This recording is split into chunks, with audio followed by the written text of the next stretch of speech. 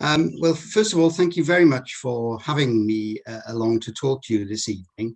I'm going to start off by saying something rather strange, which is that I don't consider myself an expert on the Rebecca Riots. As Jana said, I did a PhD actually in Welsh history, but I tended to study things like religious phenomenon, religious revivals and things like that.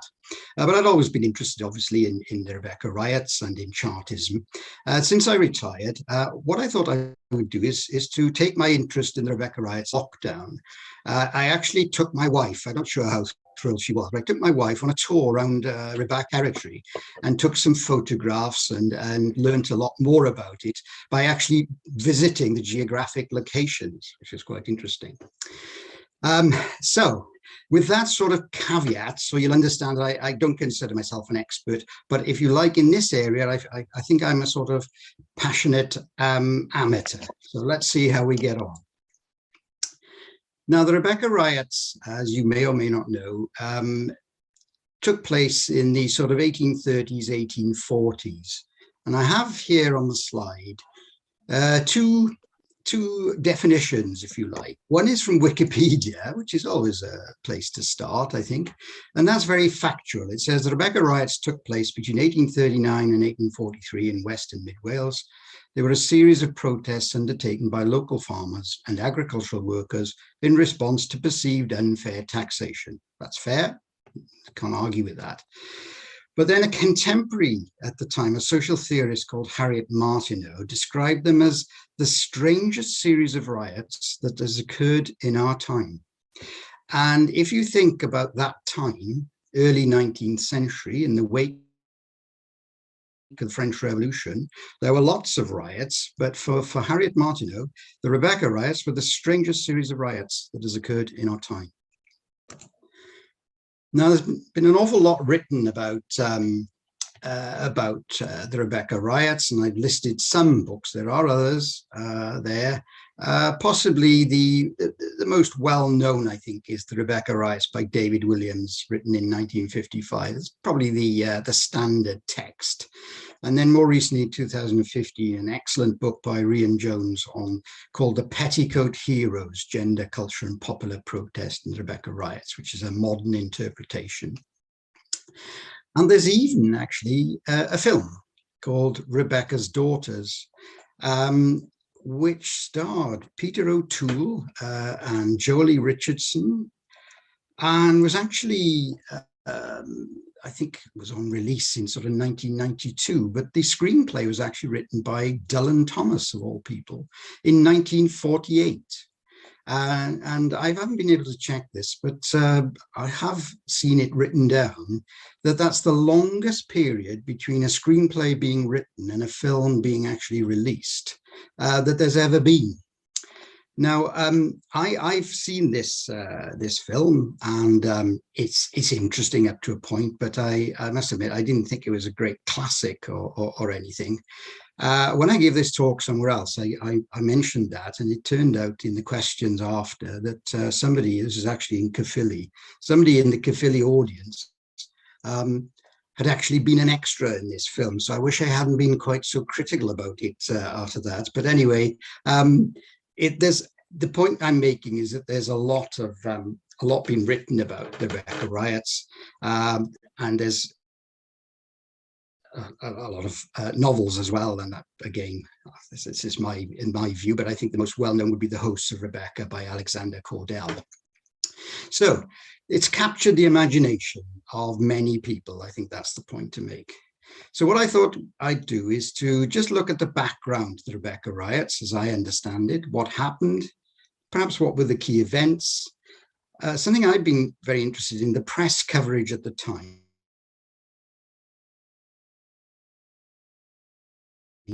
some of the key characters, and then we'll have Rebecca Riots was a success or a failure. Now, we need, as in any historical analysis, you always need to look at the background to the events that took place. And there is a very clear background in 1839 through to 1843. We know that there were a series of poor harvests between 1839 and 41, and that led in itself to low incomes for people in rural areas, but landlords insisted on keeping their rents up. There was also the hated tithe, which by 1836 had been a cash payment instead of the usual 10% of the produce. So the cash payment was fixed. So it was much worse for people, especially during the hard times of poor harvests. Prior to that, if there'd been a poor harvest, you still only had to give 10% of whatever you produced. But when it was made a cash payment, that was much harder on people. Now also we have to take account of the fact there were church rates asked of people, and this part of Wales that I'm going to be talking about was very much a nonconformist stronghold, and so didn't really like the idea of paying church rates, which is understandable. There was also, following the 1834 Poor Law Amendment Act, quite a fear of the workhouse, many of which were starting to open at that time. And they were not nice places, I'm sure you're aware. And I'll say a little bit more about the workhouse later on in the talk. There's the picture of the film that I mentioned on Rebecca's Daughters. There's the background. There's the background of what I've been talking about, where I was. So picking up there, I think one of the things that hadn't occurred to me about the Rebecca riots is that there was a depression in the iron trade around that time as well. And you'd think, well, what's that got to do with rural areas? Well, actually, of course, what had happened is that many people from the poor rural areas had gone to work in the iron trade. And when there was a depression, they were forced to return to their parishes of birth to gain poor relief, something I hadn't really appreciated. So not only were there, people, rural agricultural workers who were suffering at that time, but even the people who'd gone to the industrial areas had to come back and claim poor relief. But of course, the great problem at the time were the toll gates. Now, there's a picture of probably the most well-known toll gate and toll house in Wales, which is actually, of course, at St. Fagans. And there on the right-hand side, you can see the reconstructed toll house. And on the left is the tolls that applied at the time. This was actually in Aberystwyth, this toll house, but it's probably the most well-known one. And if I just go to the next slide, this is the last known photograph of the toll house in situ, as it were, in Aberystwyth, in Southgate. I know Jane would know where Southgate was, and this, you can see it's fairly dilapidated, but this was taken probably at the end of the 19th century, we think, and obviously not used by that time. So what's all this about then, this toll gates? Well, roads in Wales in the 1830s, it has to be said, were very poor. There was absolutely no national maintenance system. Tolls themselves had been in place for many years, but there was a new Highways Act which allowed people to charge tolls as long as they used the money to support road improvement, which sounded a good idea, but actually didn't actually happen in practice. So what happened at the time was that turnpike trusts were established by groups of landowners, especially in the late 1830s after the Highways Act. But of course, landowners being landowners were reluctant to administer the toll collection themselves and lease them to other people, that is, to the highest bidder. And all these highest bidders, I'm afraid, only wanted a swift return and didn't really care about road improvement. So the result of this was that toll rates increased considerably.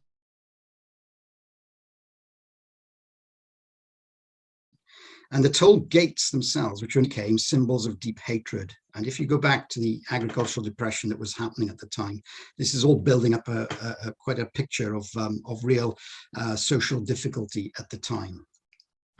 I think I've skipped one there.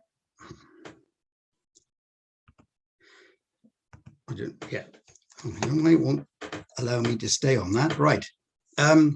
This is just a bill poster saying, if you want to bid for one of these, to run these tolls, this is in the Cribin, Llanfihangel and Pencadar area, then you have to go along in 1826 at a certain time in October to make your bid.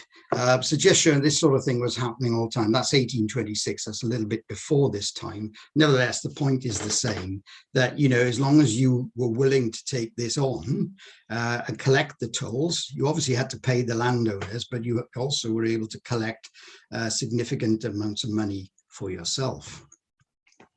So a lot of these trusts were set up. I've put in brackets there invariably by Englishmen. I'm not being racist there. I think it's just that's a fact. I think they were probably better at business than other people. There are 11 of these trusts in Carmarthenshire alone, actually, and toll rates as a result of setting up these trusts increased significantly. Now, the main villain of the piece, and he really was a villain of the piece, was Thomas Bullen. He erected a number of new gates himself. And he also did something that no one else had done up to that point, or very few people had done. He built sidebars to the toll gates. This then prevented handcarts being taken, and handcarts often carried lime, which was essential, of course, for putting on the fields. So you then had to pay for a handcart carrying lime, which you didn't have to do before. And of course, sometimes farmers paid a number of these tolls because their journey crossed different trusts. It wasn't supposed to happen. You were supposed to be able to go from one place to another paying one toll. But once these trusts were set up, they all wanted their slice of the action. It's fair to say that I think tolls generally were paid by farmers and not the agricultural labourers. And that's quite an important point, as I hope will become evident shortly. So I give an example here of the Cowbridge Turnpike Trust. I'm sorry, the gallery's interfering with the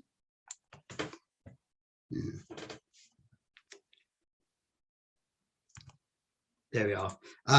So this is just saying that, you know, Mr. Shellard was the person who collected the tolls.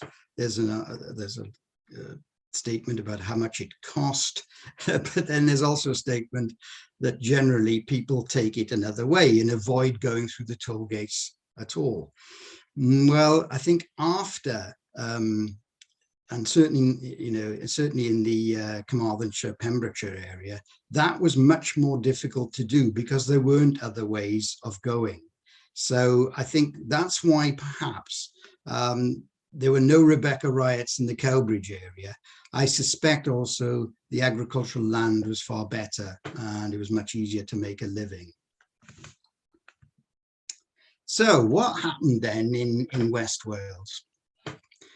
Well, phase one, I think, if we think of it in phases, phase one, there was an attack at a place called Wen, a small village north of Narberth on the road to Llandyssil and Aberaeron. On the 13th of May, 1839, the gate was destroyed, the toll gate was destroyed, actually was rebuilt fairly quickly and destroyed again in June. It was rebuilt again, and once again on the 17th of July, it was destroyed. Now, of course, the people rebuilding the gates, in effect, the trust that owned it, had appointed some constables, special constables, to look after this. But as soon as they saw the Rebecca rioters coming, they actually ran away. And it was on this last occasion in July at Wen, when the first reference happens to the name Rebecca as the leader, and the reference to Merched Becca, or daughters of Rebecca, for the accompanying mob. No mention up to that point in July of anybody being called Rebecca. Here's a picture of a toll house in Wen, but actually that is just a cafe. It's called Cafe Becca, So it's there for a reason. It's built like a toll house for a reason, to invite you in for a cup of tea or coffee. But it's actually got a nice little display of Rebecca Riot related material inside, which is rather nice. But the actual gate and the toll house is marked by this on the right hand side. There's nothing evident now apart from this stone and the plaque. But that's where the first appearance of the Rebecca rioters took place. So where does this name come from? Well, I think most people would agree that it comes from a biblical reference from Genesis. And they blessed Rebecca and said unto her, thou art our sister, be thou mother of thousands and millions, and let thy seed possess the gate of those who hate them. So thy seed possess the gate of those who hate them. And then you'll see why assumed that the Rebecca riots consuming gates as they went along came from this reference in Genesis. But there is an alternative theory about the name, and that involves the reputed leader of the Efal Wen attack, who's Twm Carnabuth. Now, what it says is that Twm, he actually got some women's clothes to use as a disguise when he attacked the gate. And he was a big chap, and so he needed some big women's clothes. So he found a big woman called Big Bertha, actually, and dressed up in those clothes. And then that's where Rebecca, changing from Bertha, became Rebecca. I'm not convinced by that second one. I think the first one is probably right. I could be wrong, but I think that's where it comes from. Let's say something about this Twm Carnabuth. Carnabuth is the name of the house that he was from. We think he was born somewhere around 1806. He certainly died in 1876 in Mynathlog. He was a farm labourer and well-known pugilist, so he was a prize fighter, fought for money. He was also an enthusiastic participant in the Ceffyl Pren, or the wooden horse, a form of community-based justice, which also involved dressing up and dressing up as a wooden horse, strangely enough. All these sort of ancient traditions coming into one place there. But Twm, I think, I feel quite sorry for him. I think he was just led into these things probably, and put up front to do the damage. And in fact, we don't know very much about him beyond the fact that he led that attack apparently at Efal Wen. I can, just as an aside, on the back of his gravestone there, which I've got a photograph of on the right hand side, there's a little statement. And it says this. It's a wonderful inscription, I think. No one but, this is translation from the Welsh, no one but God knows what may happen in one day. While fetching a cabbage for my dinner, death came into my garden and struck me. So the moral of that, I think, is that don't go into your garden to pick a cabbage if you want to stay alive in Carnabuth.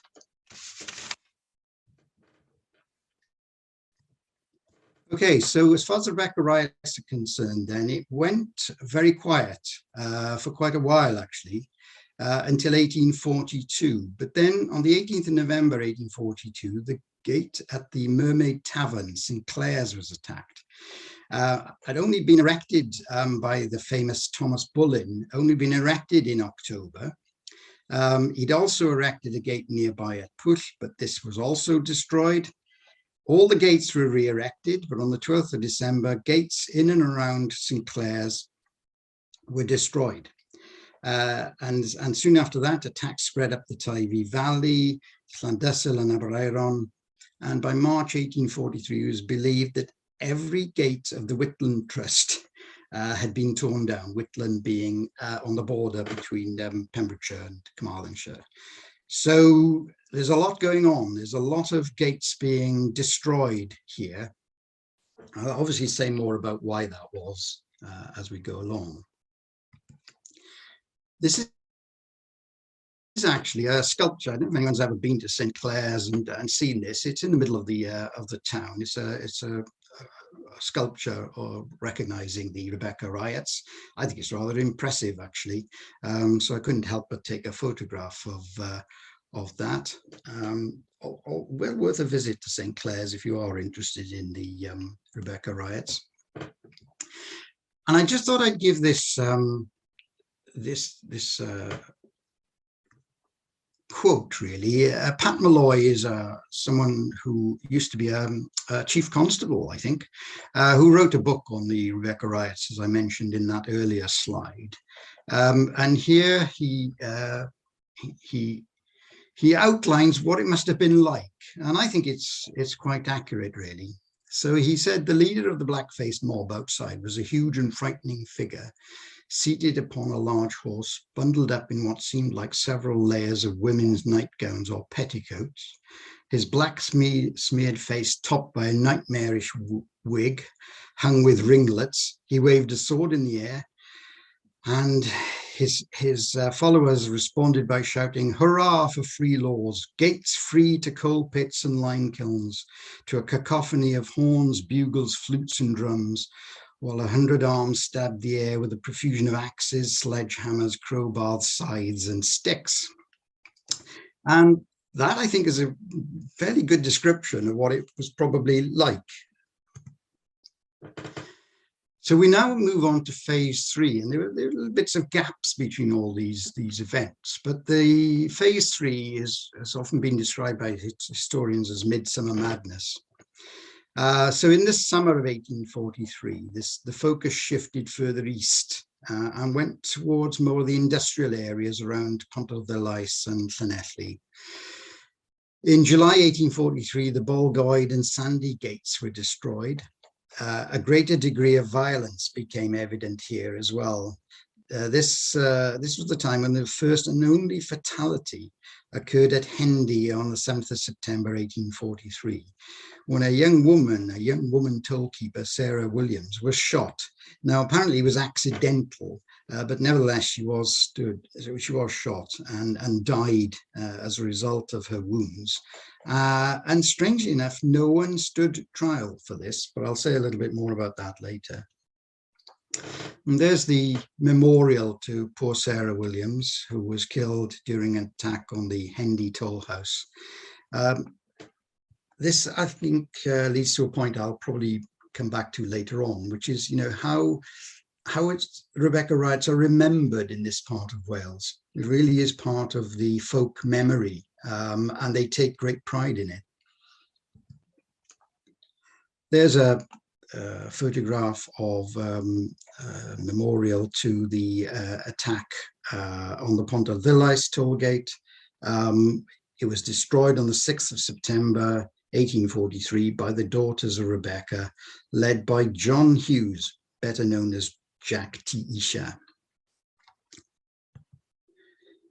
And there's Jack T. Isha in Tasmania. So it doesn't take a genius to work out that poor old Jack got caught and got transported. But he seems to have done very well for himself out in Tasmania anyway. He doesn't seem to have suffered too much, and seems quite well to do in his new home there. Now, what's this, you might imagine? Well, all I can tell you at this point is that I waited an hour and a half for that white van to move, but it didn't, so I took the photograph anyway. This actually is the what remains of the Carmarthen Workhouse.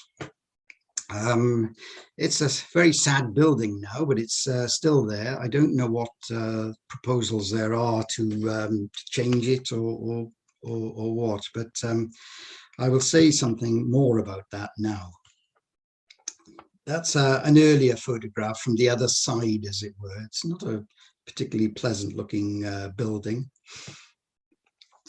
Now, the Carmarthen Workhouse was opened in 1837. It had 140 inmates.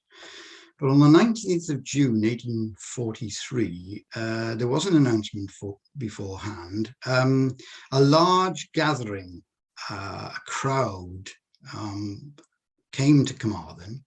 Because it was announced beforehand, businesses closed for the day because they feared there was going to be trouble. So around 5,000 protesters entered Carmarthen, intending to lay their grievances before magistrates. But as the local press said, unruly elements diverted them to the workhouse and forced the master to hand over the keys of the workhouse. And they proceeded then to smash windows. And one inmate, Francis Evans, was seen to be dancing wildly on a table. Now, that seems strange to our modern eyes, I think, but actually, you know, an attack on a workhouse was an attack on the state. So it really was quite a serious thing at the time. And I think it sort of symbolizes the change in attitudes that occurred in that summer of 1843 with regard to the Rebecca riots. Because this is bordering on revolution. And I think you can imagine that the authorities took this very seriously. So the army was sent in, actually, the 4th Light Dragoon Guards under Major Palsby. 60 rioters were arrested, but only one of those was dressed as Rebecca. His name was Mike Bowen of Trelech, and he actually managed to escape with his ringlets stuffed into his pockets. So the only one who was dressed as Rebecca at that time actually got away. And it's interesting that of those arrested, of the 60 who were arrested, only 12 were committed to trial, and only 11 were given prison sentences as a result of that.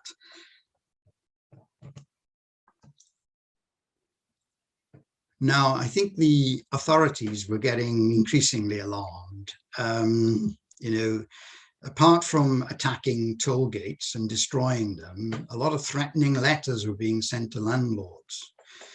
Now, a man called George Rice Trevor, who was the son of Lord Denevor, who was the local MP and Vice Lieutenant of Carmarthen, was responsible for policing in the county. And actually, George Rice Trevor, the son, took over during the time of the Rebecca riots. So when I say he was responsible for policing, of course, there was no standing police force in Carmarthenshire or Pembrokeshire. There were in other counties in Wales, but not in those. So if you wanted to keep order, you either had to get the army to come in, which took time and was not necessarily granted, or you appointed special constables to do your work for you. And of course, they were notoriously unreliable because they just took the money usually. So George Rice Trevor complained to the Home Office not only about the lack of policing and the support that he was getting, but also the lack of convictions that were happening in the courts. People were getting away with it. And he saw it as a total lack of law and order. He was annoyed by the fact that juries were failing to convict. Well, of course, juries were rather sympathetic to the rioters because they understood what these riots were about. So there's George Rice Trevor complaining that, you know, that Rebecca rioters were being acquitted. I like the second one where it says the attack at Llanfihangel ar Arth in Ceredigion between Llantrenni and Llandysul in Cardiganshire in June 1843. The trial was held on the 16th of July 1843, where David Evans was found guilty of being in the company of Rebecca rioters, but not guilty of demolishing the gate. It's a technical argument, I think, but he seems to have got away with it. And I think there's a lot of examples of this, so you can understand why the Lord Lieutenant was getting a bit anxious about these things. And things began to get very fraught. This is a letter addressed to the Sheriff of Carmarthen from the Rebecca rioters, you know, saying that if he doesn't reduce the rents, I and my dutiful daughters, from 5 to 10 of us, will visit your habitation in Talyaris in a few days, and you will do well to prepare a secure plan for your soul. So you can see that, you know, there were threats on both sides. Now, various attempts were made to identify those involved in the Rebecca riots using rewards, but unfortunately, informers were often thought to be unreliable, and whilst they were asked to appear at court, they very often failed to turn up.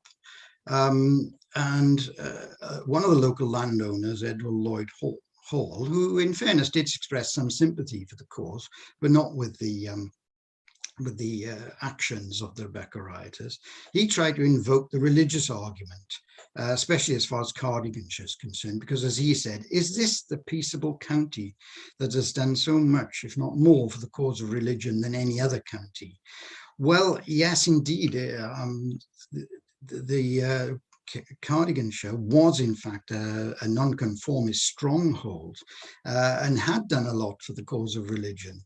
But if you think that people were objecting to paying the church rates, then the fact that they were nonconformists meant that they were not going to just toe the line, really. So there were threats and so on both sides. Obviously, only the authorities could offer rewards. And here's a threat to Rebecca and her daughters. I'm not suggesting you read all this, but it's basically saying if you don't stop pulling down these toll gates, you'll be transported, and indeed a number of people were. This is a reward for information about a murderous attack on Mr. John Edwards of Gelli-Wernen, offering a pardon to anyone who would give information to find the person who murdered him. It was a murderous attack, actually. Nobody was killed. There was only that one fatality that happened throughout the Rebecca riots that I mentioned earlier, Sarah Williams. But nevertheless, he was attacked, but survived. But here's a £500 reward for any information. Well, £500 in those days was a significant amount of reward. I like this. This is a picture of a gun, a pistol, which was given to Enoch Rees, the head gardener at Llangoedmor, Cardigan, by the owner of the estate, Colonel Herbert Vaughan, in order for him to protect his property and family from the threat of the Rebecca rioters. Well, if you think that a pistol like that can only do one shot at a time, I'm not sure it would have been much help, but it tells you, that the fact that this was given by a landowner to one of their employees, that things were getting a little bit tense out there. This is actually on display in St. Fagans. It's a very nice looking implement. I don't think it was ever fired in anger. So we know that the military were called in by late summer 1843. 1,800 soldiers and 2 cannon, I'm not sure what the cannon were for, were stationed in Carmarthen, but they were fairly ineffective because, of course, you can hear 1,800 soldiers coming in their red uniforms.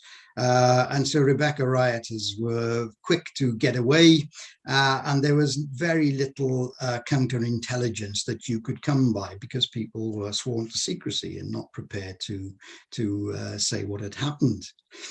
A lot of special constables were sworn in, and later on in that summer, the Glamorgan police, Glamorgan did have a proper police force, and they sent some properly trained policemen, if you like, under the famous Captain Lindsay, who were sent to help out in the Carmarthenshire area. But this still didn't have any effect. Rebecca remained defiant. In a letter to the Welshman, September 1843, it says, "We don't care a straw for all the soldiers, rural police and special constables, for Rebecca can bring into the field a better force and a much more numerous number. Rebecca is more than 100,000 strong." Well, I don't think it was 100,000 strong, but there's no doubt that it could bring a lot of people out onto to the streets in terms of destroying the toll gates. But I don't think it was 100,000 strong. But nevertheless, they were not to be cowed by the fact that there were 1,800 soldiers stationed in Carmarthen. This is a description of this was an attack in Llandailo and I actually saw this on a visit to Llandeilo. I didn't know about it. It's very difficult to read. It's an extract from, again, the Welshman newspaper, which is an excellent source for looking at the Rebecca riots, 11th of August 1843. And basically what it says is that the toll gate in Llandeilo, which is only 100 yards from the town centre, if you like, was attacked. And somebody who saw this attack went to get a few dragoons who were stationed actually in the town. And Colonel Hackett and his dragoons, on hearing about this, rode straight to it.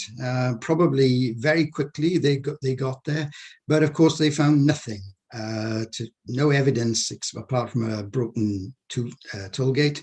But what they found was that there was a carpentry tool left behind, but of course it had no name on it, so they were unable to attach it to anybody in the local area who they might find guilty of attacking the gate.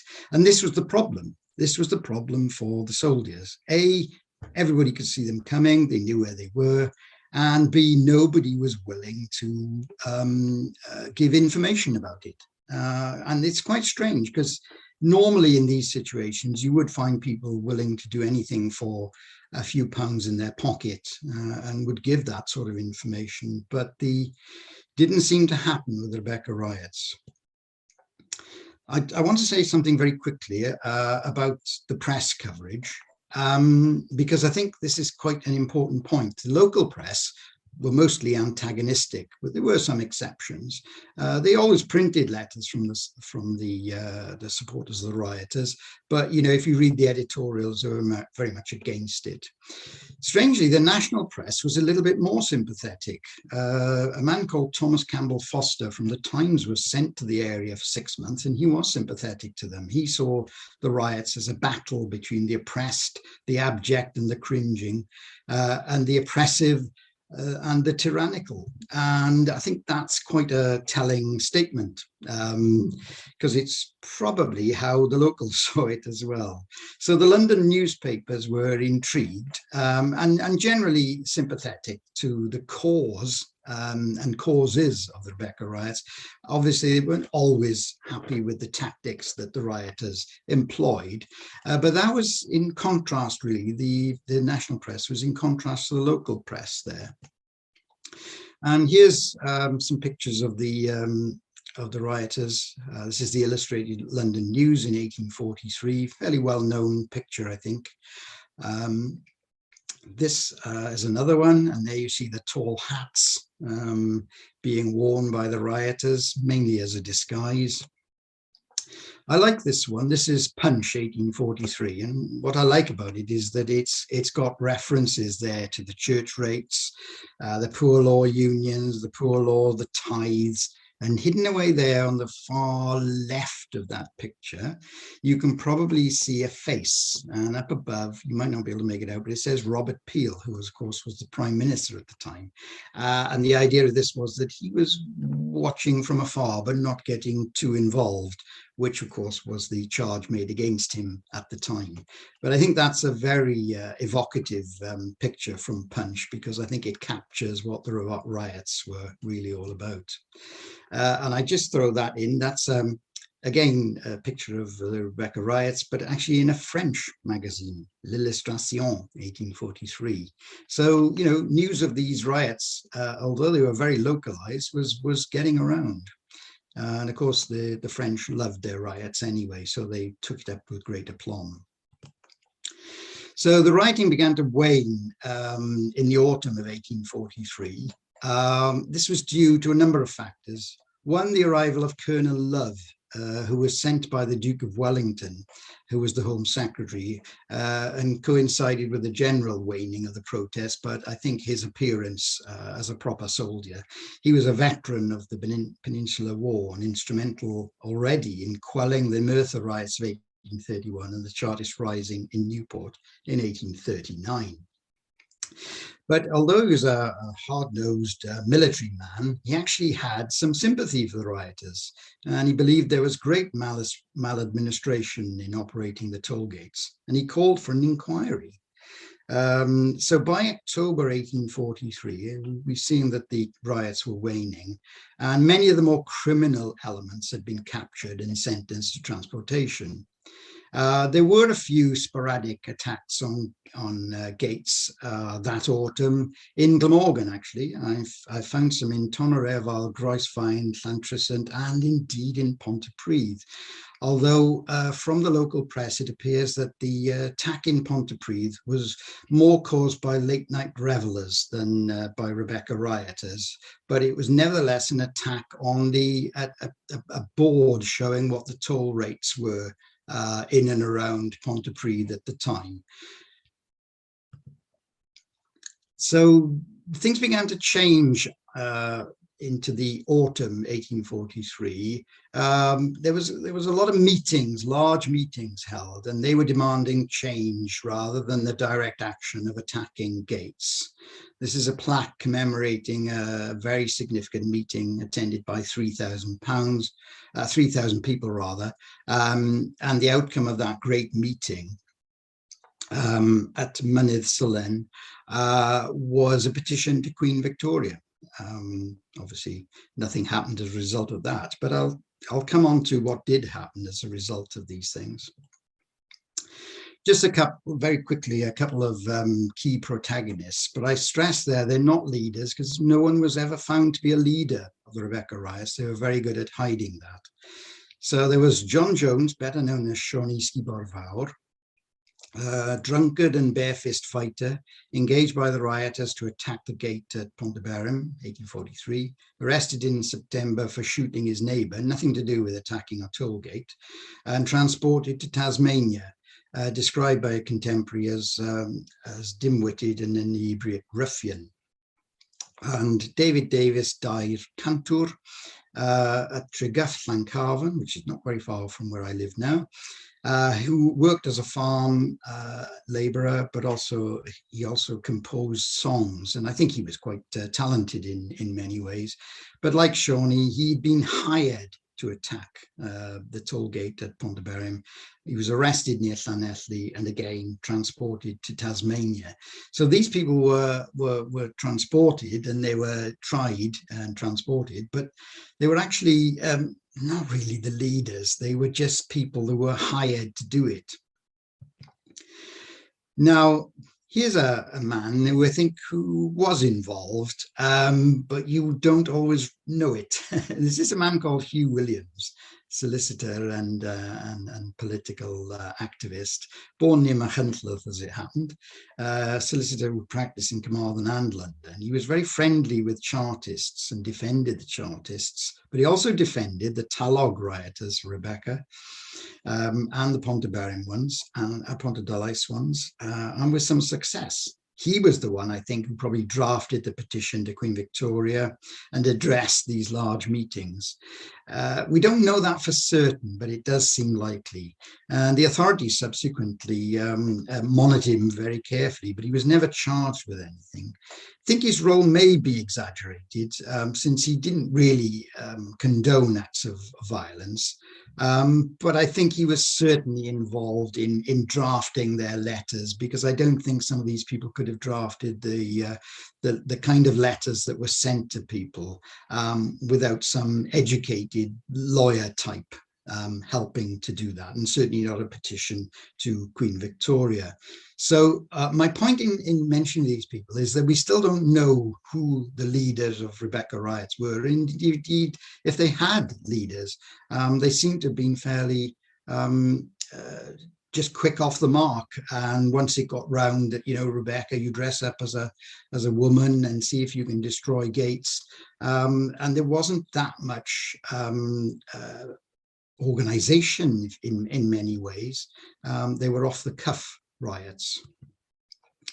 So they'd virtually disappeared by 1843 due to the presence of the military.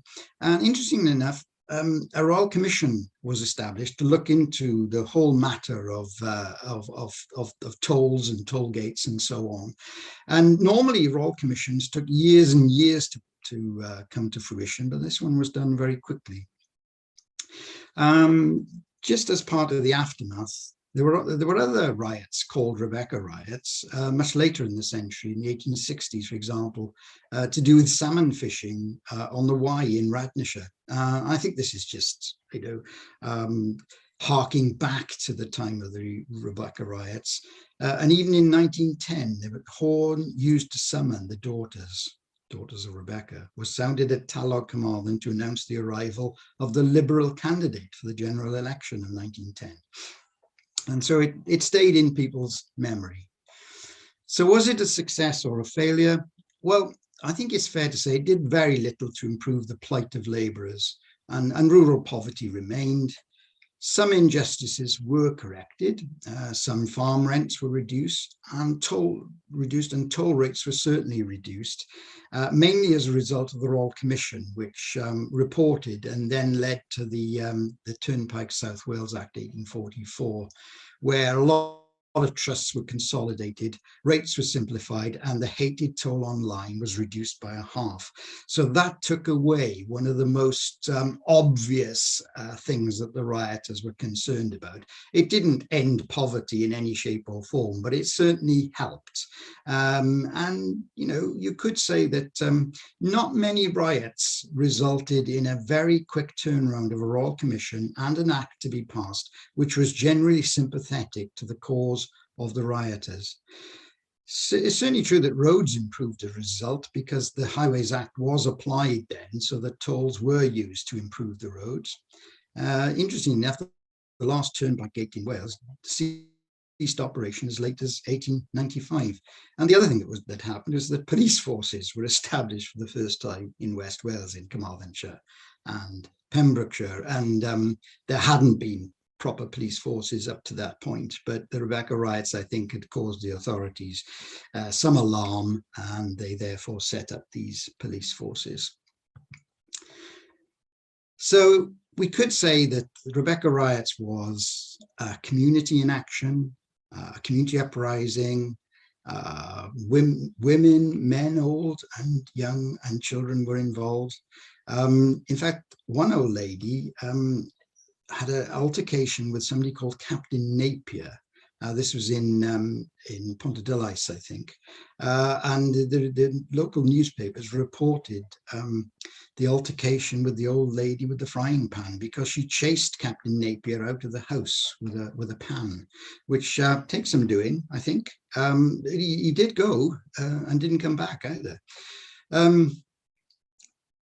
think the Rebecca sort of, it drew people together, and this statement by Rebecca of September 1843 about everyone being my children, members of my family, the oppressed, and sons and daughters of Rebecca. It was that sort of community spirit, I think, which sustained the riots and actually led to, I'm not saying people weren't found guilty and transported, but I would say they weren't the right people in many ways. They were just the hirelings. There were people behind this who never got caught out. Dressing up, of course, to protest and to carry out community justice was not new in South Wales. We know about the Ceffyl Pren, the wooden horse. The Scotch cattle, the early trade unionists dressed in cattle gear, and the Mary Lloyd, of course, with the horse's head again. These are all disguises, yes, so certainly dressing up in women's clothes with a disguise, but it was also a symbol of community unity, I think. And I think that's what's important about the Rebecca riots and why it was relatively successful. There's a picture of the Ceffyl Pren taken around 1890s, I think. So still going even as late as that. And the toll gates were the symbols of oppression, but as we know, the grievances went deeper, and authorities, it has to be said, seemed helpless against the silence that protected the Maids of Rebecca. But it's interesting that Rebecca extended, because she was successful in bringing down the toll gates, extended her activities to encompass local social justice as well. So there are reports of fathers being forced to pay for illegitimate children or marry the women involved. This is all part of the Rebecca community spirit, if you like. Estranged men were made to go back to their wives, and a family Bible, which had been sequestered for non-payment of tithes, was actually returned at the time. So these are interesting sidelines, if you like, to a community in action. As I mentioned, one of the things that struck me when I went round these places was just how much pride there is in the fact that the riots took place. This is a photograph, or a reenactment actually, which is a photograph from that Cafe Becca that I mentioned earlier on. And there are blue plaques all over the place if you care to look for them. There's no doubt that in this part of Wales, and I think indeed in other parts of Wales, the protesters at that time are seen as heroes. There we are. There's just a few examples of the blue plaques I mentioned. The one on the left is the one on the Carmarthen Workhouse.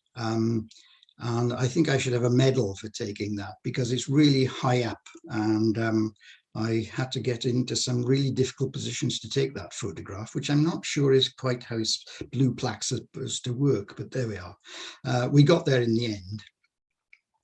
This is just the pride that carries on to this day. There's a tea towel commemorating the Rebecca riots, which I think is wonderful. I haven't been able to get one myself, but I'm still on the lookout. And isn't it interesting that this is a poster related to resistance to wind farms in the 1990s, and evoking the spirit of the Rebecca riots in this area. So, you know, there we are, a century and a half later, that spirit of Rebecca is still being sought in order to protest against something that the community was anxious to protest against. So I think it's quite a lasting impression. And that's all I have to say. Thank you very much for listening. And as Jane said earlier, I'd be very happy to try and answer any questions you might have. Thank you.